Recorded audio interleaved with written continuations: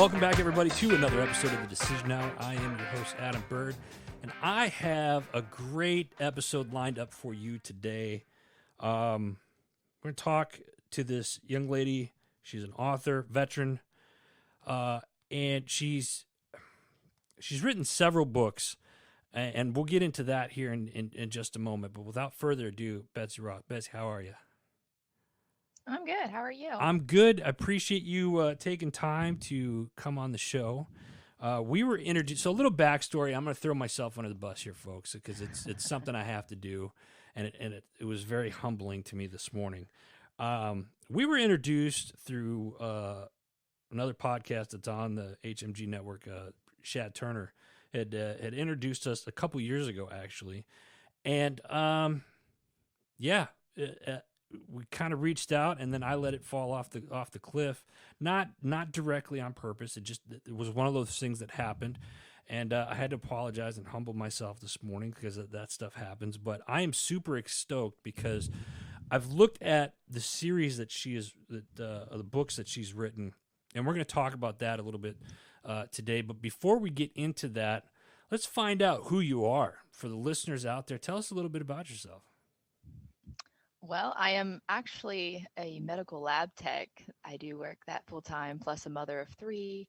I do run a Longhorn ranch with my husband here in Texas. I have been trying to write Fight For now.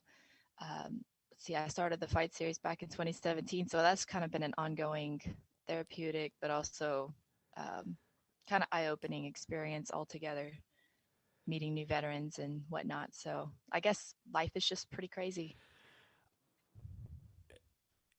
I don't even know where to begin. You have a full-time job, you're a mother of three, and you're running a Longhorn ranch with your husband. Mm-hmm. So do you have you cloned yourself or something? Like how Well, is that? I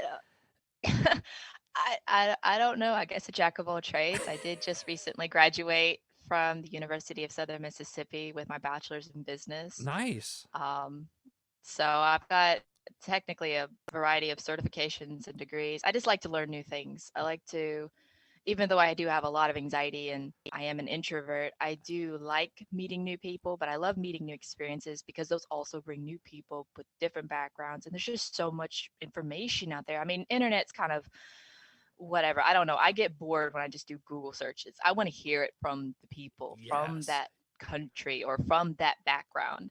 And so it's that genuine authenticity kind of information. So I don't know. I like to learn just a little bit about everything just so I can meet new people and hear those different stories. So I think that's kind of what coincides with the Fight series, meeting new veterans. Hey, regardless of what generation, Vietnam, uh, Desert Storm, and then of course even now Ukraine. I mean, you never know what amazing stories you're probably going to hear from the survivors and everything else. So So just so many cool things. let's jump back a second. You're talking about this Fight Mm-hmm. series. This is the book that you started. You mentioned earlier that you started this series back in 2017. Let's talk about that. Did you wake up one morning and you were just like, I'm gonna be an author. I'm gonna start writing a book. What am I gonna write about? We're gonna name it Fight, and this is what we're gonna talk about. Like, walk us through that process. Like, how did that all transpire? Oh my goodness. Unfortunately, there's not an easy way to explain that. I guess in a sense, I've always wanted to be an author. I've always wanted to be a writer. I just didn't know what it would be about. Yeah. When I got out of the military, it was a very dark experience for me. Okay. Um, I I guess I did a lot of typical bad choices kind of thing, and then eventually met my husband, and good things started to happen. I guess you can say started a career, started a family, but in that a limbo, I guess, time frame, I, it's like I had a lot of self therapy, I guess, Right. situation, and like a mind talk, mind motivation type thing, because I didn't feel like anyone was helping me, veteran, VA people, nothing was helping me, and I started to write just things what I would say to somebody if someone were willing to listen to my story. And then I was like, you know what? I just recently had got a phone call that at the time um, that one of my friends that I served with committed suicide. And I know I've been close to those attempts as well. And I realized, a lot of people don't hear the other side. Right. People are always asking, why do people commit suicide? Why would they have the audacity? They serve their country. Why would they do such a thing? Well, I started to write, PTSD is not what it looks like. I mean, you hear the stories and you Right. stereotypes and you see the anger or the whatever outlandish things, but they don't really know what's going on the inside. And so I started to write from that perspective, and then it kind of just grew from there. And I realized I could write from different characters' perspectives that, what makes one person angry doesn't make the other person angry. It might just, they might just come across as passive aggressive, or like, oh, veterans aren't, you know, all that bad, or whatever. There's just so many different sides to one perspective that, just because they went to Afghanistan doesn't mean everyone had the same experience. Right. So, or saw the same thing. So I started to write from that perspective. And then, because it was only supposed to be one book, and then it turned into a Oh, series. really? And so it was like, let's keep going. I got a lot to say. Yeah. That's wow. So I want to. There's a lot there, and it's like for those that are listening that have experienced PTSD in some form or fashion, particularly us veterans ourselves that have struggled with it at times. Yeah, for those that don't understand, I think what it is, I've often explained it, and correct me if I'm wrong. I would love to hear your insight on this. Is I explain it as an internal war within yourself, and it's like you have family members that, I'll give you a prime example. You have family members that want to understand, and you appreciate the fact that they want to understand, but you end up snapping at them because, like, oh, you'll never understand, you this and that. And I think the thing that bothers me when I was going through it, a kind of a darker time in my life, was they'd be like, oh, well, we can't understand unless you tell us. I was like, I could tell you until the cows come home. You're just not going to understand it. And instead of you saying that you're going to understand and get it, is just pissing me off even more. It was nothing against the other person or the other party or anything like that. It certainly was not against them. The anger came at yourself, at myself, looking in the mirror, and it's an internal thing that we have to process. And it's if you want to get better, it's one of those things where, like, you hear people with like an addiction, or hey, you can't help somebody that doesn't want to get better. You gotta want to get better, and I think, and correct me if I'm wrong, it sounds like you took to writing. I believe you had said, and I'm paraphrasing here, but you had said something along the lines of, you started writing out your experience of what you would say to people if they had asked you how you felt and whatnot. To me, that sounds like you found, I'll go as far as to say it, like a therapy to write your story down, and like that. You found a way to deal with it, cope with it, and kind of get it out there for others to learn from. To some degree, yes. Or even just to relate to other veterans. Because, like I said, even at the time when I would talk to veterans, just due to my circumstance in the military, they would, or being a female, I don't know, but they just would push me aside. Oh, you didn't receive all these medals, or I didn't do anything cool. So it wasn't like, I'm not part of the cool clique. Right. So Yeah. I, That's I, I couldn't really communicate. I couldn't relate. right. And so writing ended up allowing me sort of a gateway. Granted, I still had some negative feedback early on, but um, it was uh, it was definitely Hold on. therapeutic for me. Let me stop you right there. I'm really curious. You say you've had negative feedback early on, like, and maybe this is just me being ignorant, but why would you have negative feedback from it? Is because you're pointing something out, and people, like, to me, I would think that you were getting negative feedback probably from people that just didn't want to address their own issues. I would probably be bold enough to probably say yes, because it is poking at wounds. Unfortunately, it can be trigger. It can cause triggers. Right. Um, Understandable. I think it was just because I wasn't infantry, so why would I talk about something infantry? well, one, my husband is infantry, and I hear stories from his friends and him. So Mm-hmm. I tried to use how they would describe it and how I would put a little bit of myself as far as feelings and stuff, and I would create those characters. So yes, I didn't pull the trigger down there, but I didn't do a lot of things. But at the same time, I was creating characters so that other people could relate or be able to find that connection. Those of you that are listening right now to the show, it means you're already online. Um, she's got a really cool website. Why don't you go to BetsyRossAuthor.com, BetsyRossAuthor.com. Check it out because you can purchase her books right from the website as well, and it's pretty cool. So I want to ask, to be clear, you're talking about creating characters and whatnot. Are these actual like stories that you've heard from veterans, or is it things that you're putting together to tell a story? Both. Okay. Really both. Bits and pieces of everything I hear, or just kind of what I have to make up. Because at this point, I don't know if it's because I've scared people off or I just come across intimidating, but a lot of people don't like to open up to me, which is fine. I mean, I'm just a stranger. I get it. And these are personal emotions that no one wants to talk about. I get it.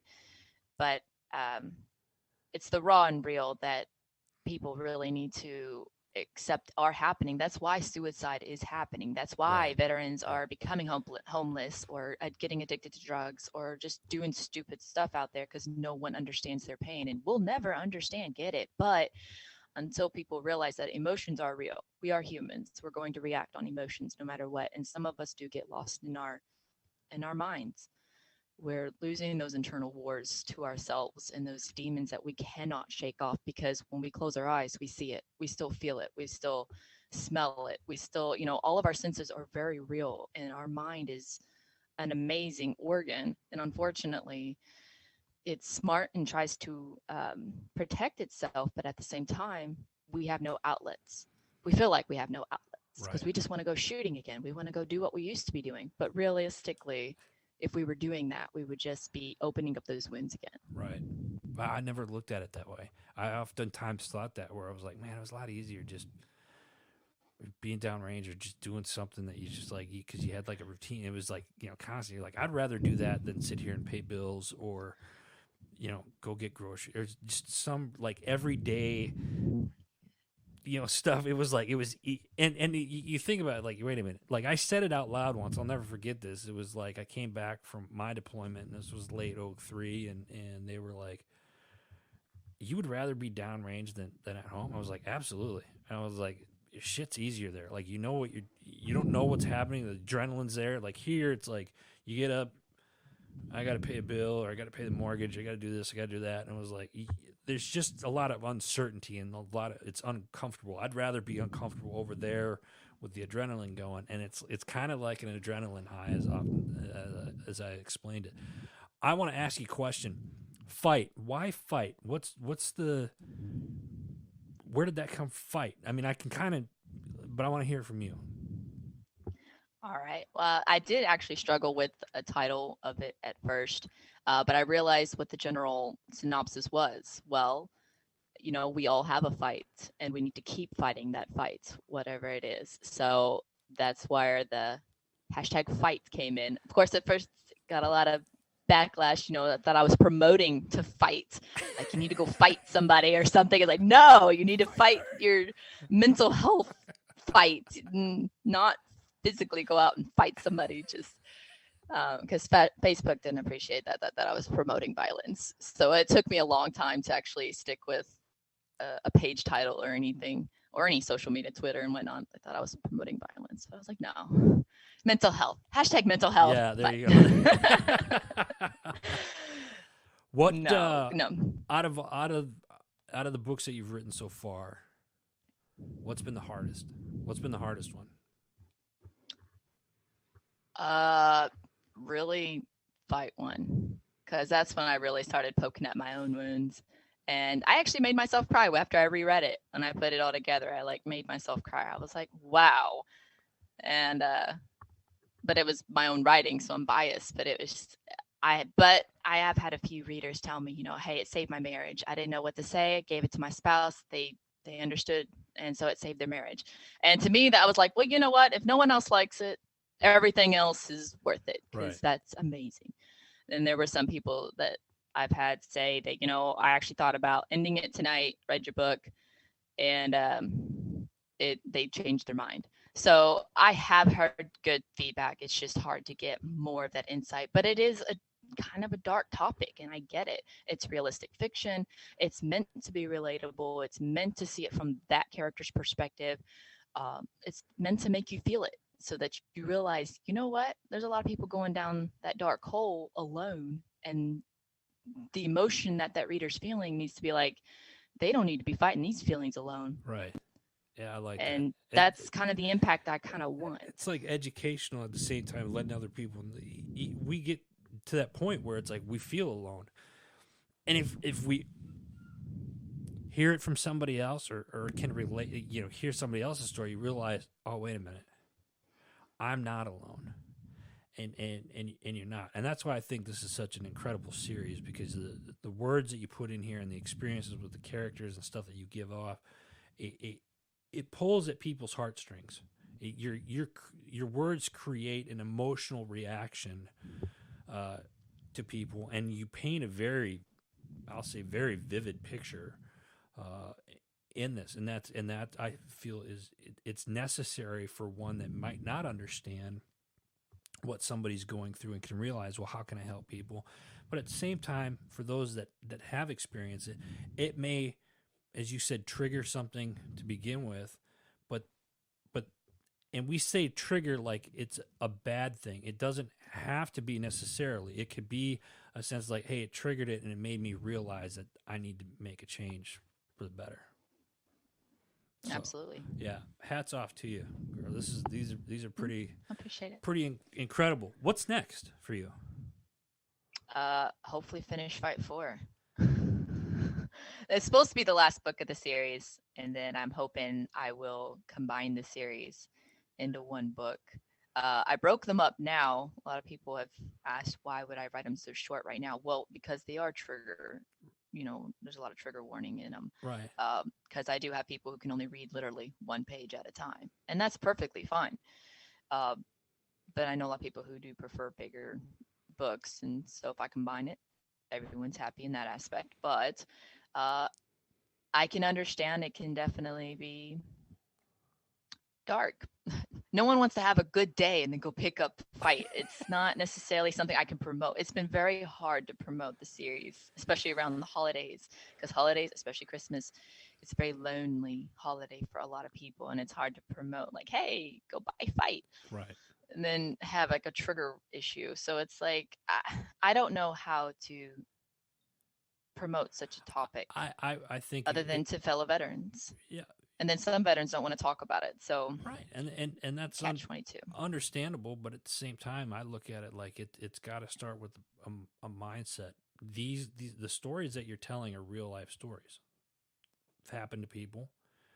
The characters that you're using, these are experiences that certainly you and I and other fellow veterans, brothers and sisters that we have that have experienced, and I think the important thing is if you're going through this stuff, you're not alone. And again, reading some of these stories that she shares probably will trigger something. And you may not realize it, but that's a great opportunity to educate yourself and put yourself in a position where you can move forward from that and help somebody else that might be going through it as well. So that's why I absolutely love what you're doing here. It may seem dark, and I would say I think it depends on how you look at it. The stories may seem dark, but I would say there's a light at the tunnel with these because of how you're educating people with this series. I'm gonna ask you one more question. It's a question I ask everybody on the show. You're on the show called The Decision Hour. Name a time in your life where your feet were on the line and you had to come to that decision. What was it, And what was the atmosphere like for you at the time?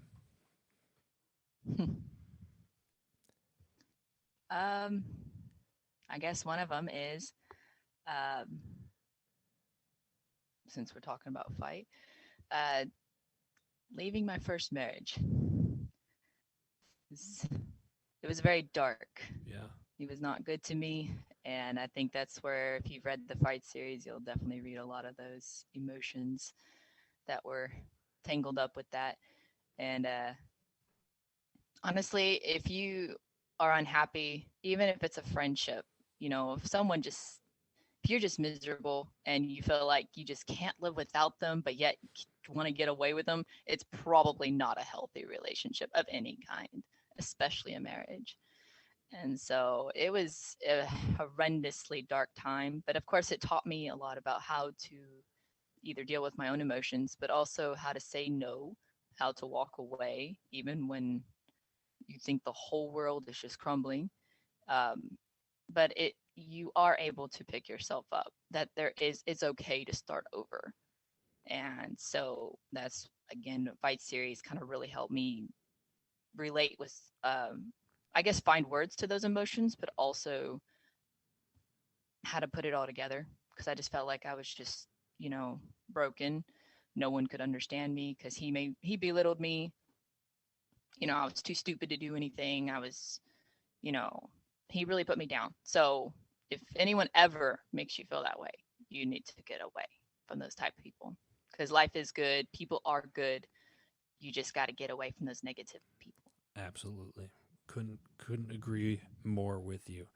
Uh, we're coming up on time. Closing words. Anything you want the listeners to know? To know. Uh, if you ever have to make a decision of your own, choose to keep fighting your fight, whatever that fight is. Love it. 'Cause we all have a fight. That is great. Absolutely love it. Betsy Ross, author.com. Go check out the website, folks. That's all the time we have before we let you go. Make sure you go check out our parent company, Heroes Media Group. Go to heroesmediagroup.com. Check out all the other podcasts and authors, shows, a whole bunch of other things that are going on over there. Again, heroesmediagroup.com. Until next time, you've been listening to The Decision Hour.